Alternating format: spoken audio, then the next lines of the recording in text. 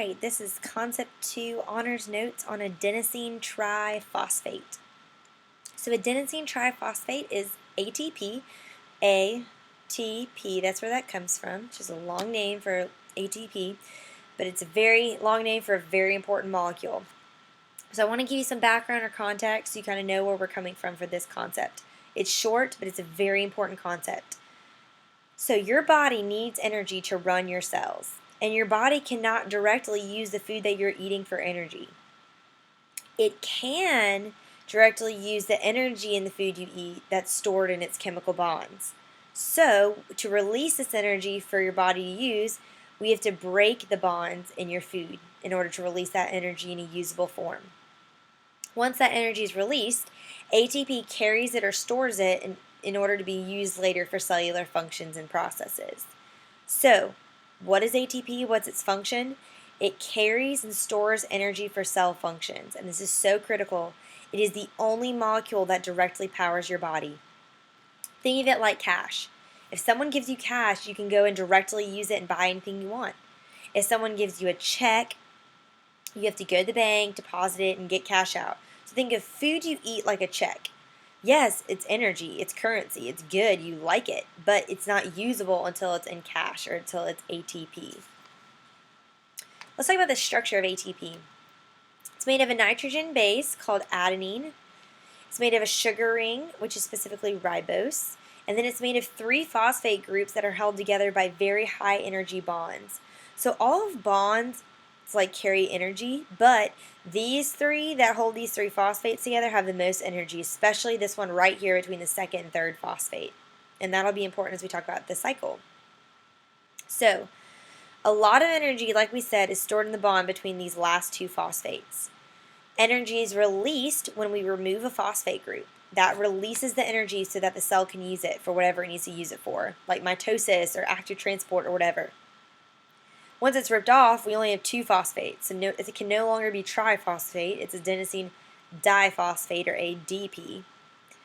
But if you eat more food, then we can use the energy from that food to stick another phosphate back on and store up again ATP. So ADP is changed back into ATP when a phosphate group is added, and ADP is the only thing being recycled. So this ADP is getting charged up and then used, charged up and then used over and over again. The phosphate that's ripped off is not necessarily the same phosphate that gets added back on, and the energy that gets released is used. It's different from the energy that's being used to store it again. So only thing recycled is this ADP. So again, we got ATP. We remove a phosphate that releases energy for cell processes. We're stuck with ADP.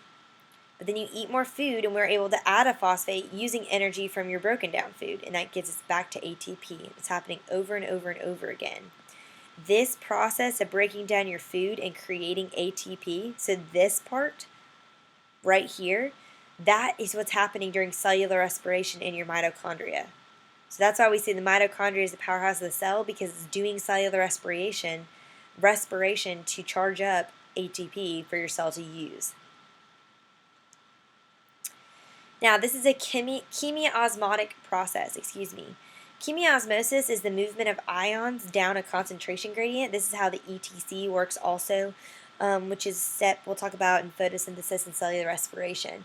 But we're basically just using a concentration gradient, so think back to transport. We're using a slide to kind of move these ions down, and in the moving of them, we're able to charge it up. And there's an enzyme that's really important to this process called ATP synthase.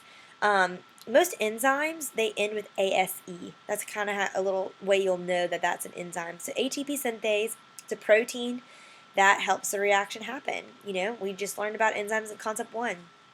And this is what we use to add that third phosphate back and make ATP. Alright, so to summarize this process, when ATP is broken down, it's releasing energy for the cell to use. And it becomes ADP plus a phosphate plus, again, energy for the cell to use. So if we write it in an equation like this, we're starting with ATP as a reactant. We're making ADP plus a phosphate plus energy. So because energy is being given off and it's a product, think back to Concept 1, this is an exothermic reaction. Now, if we want to make ATP, Cells are going to join together ADP and a phosphate using energy from the food they eat during cellular respiration.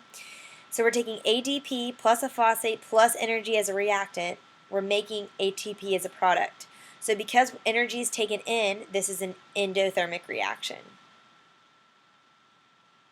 Now, remember, ATP is formed in this way during cellular respiration, which happens in the mitochondria. We're going to learn a lot of details about this and whole concept on this on Concept 5, but you do need to know that context moving forward for when and where this is happening. Alright, where does the energy come from again? You're like, why are you being so redundant? Because this is so important. So the energy is coming from your carbon-based molecules in your food, aka your macromolecules that you are breaking down during cellular respiration to get energy. So first one you're going to break down are your carbs. It's most commonly broken down because it's your first energy source. We can get about 36 ATP from one glucose molecule, and remember they store about 4 calories of energy in every milligram. Second choice, we can break down lipids or fats. They store about 9 calories of energy in every milligram. And then last choice, we'll break down proteins, which store 4 calories of energy in every milligram. And that is adenosine triphosphate.